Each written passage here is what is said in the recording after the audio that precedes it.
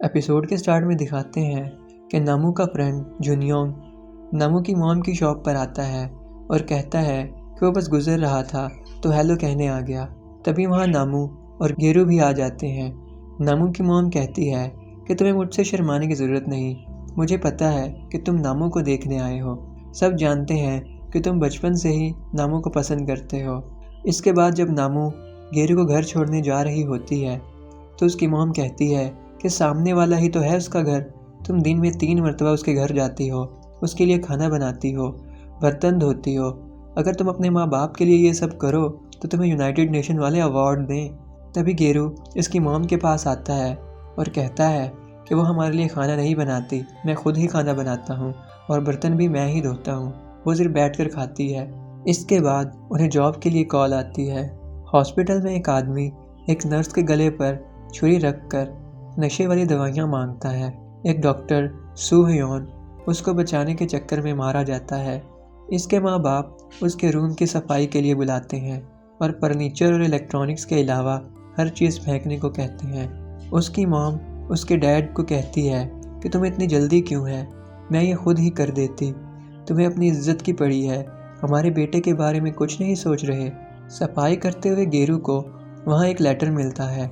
जब वो उसके मॉम डैड को दिखाता है तो वो उसे जला देते हैं और गेरू को कहते हैं कि तुम्हारा इससे कोई लेना देना नहीं। गेरू उस लेटर को निकालने की कोशिश करता है तो उसका हाथ जल जाता है।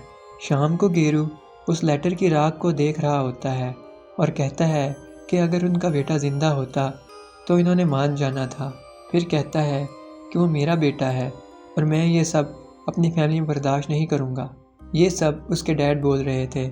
ये सुनकर संगू कहता है मुझे लगा था कि गेरू एक कैमरा है, लेकिन ये तो एक रिकॉर्डर भी है।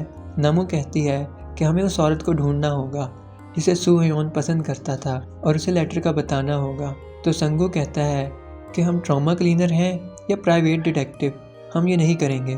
तो नामू कहती है कि तुम कुछ करते भी हो, सारा काम तो गेरू करता है, तुम तो बस साथ साथ चलते हो। इसके बाद संगू और नामू 50,000 की शर्त लगाते हैं कि कौन पहले ढूंढेगा। संगू कहता है कि उसके पास म्यूज़िक के बहुत सारे प्लायर थे, कहीं वो किसी म्यूज़िशियन को तो पसंद नहीं करता। तभी गेरू उसके सामान से एक पिन स्टॉपर निकालता है।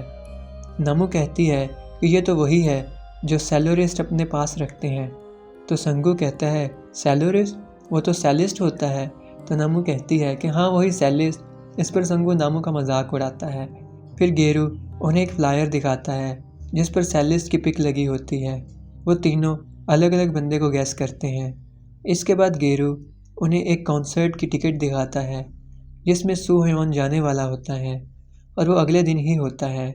जब वो कॉन्सर्ट में जाते हैं तो रिसेप्शनिस्ट उन्हें सेलिस्ट से मिलने नहीं देती। तभी गेरू कहता है कि उसने वॉशरूम जाना है, जिस पर वह उन्हें एंटर होने देती है। संगू कहता है कि तुम्हारे बहाने की वजह से आज हम ये सब कर पा रहे हैं।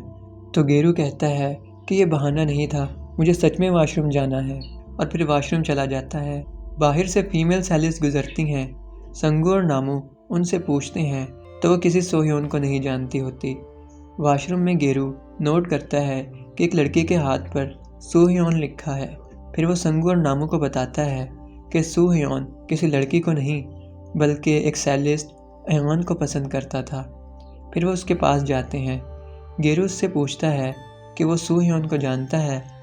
तो वो कहता है कि पहले मैं उसे जानता था, लेकिन अब मेरा उससे कोई लेना देना नहीं।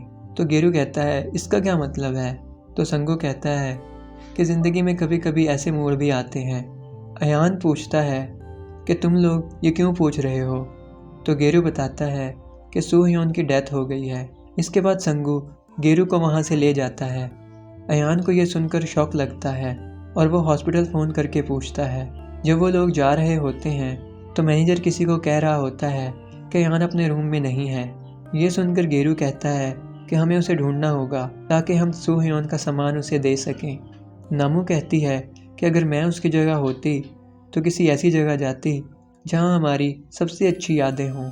वो ऐसी जगह हो सकती है जहाँ वो पहली दफ़ा मिले हों। तभी गेरू उन्हें कहता है कि मुझे पता है कि वो पहली दफ़ा कहाँ मिले थे, हॉस्पिटल में।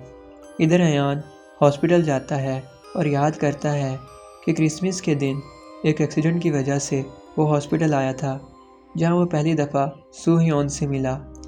इसके बाद वो दोनों इकट्ठे घूमते फिरते थे और डेट पर जाते थे, लेकिन सू ह्योन को यही डर रहता था कि लोग क्या कहेंगे।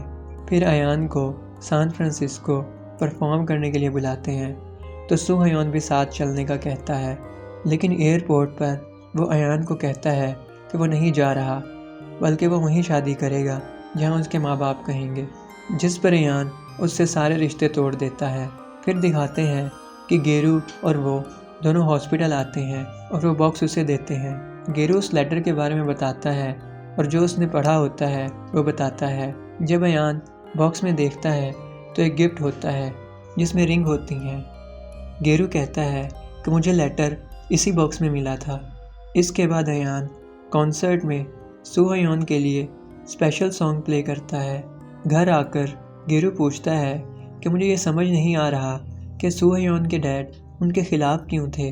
तो संगू कहता है कि माँ बाप परेशान हो जाते हैं जब उनके बच्चे दूसरों से अलग होते हैं। रात को संगू उस लड़के के बारे में सोचता है जिसे उसने फाइट में मारा होता है और फिर हॉस्पिटल में उसे देखने जाता है और यहीं एपिसोड ख़त्म हो जाता है।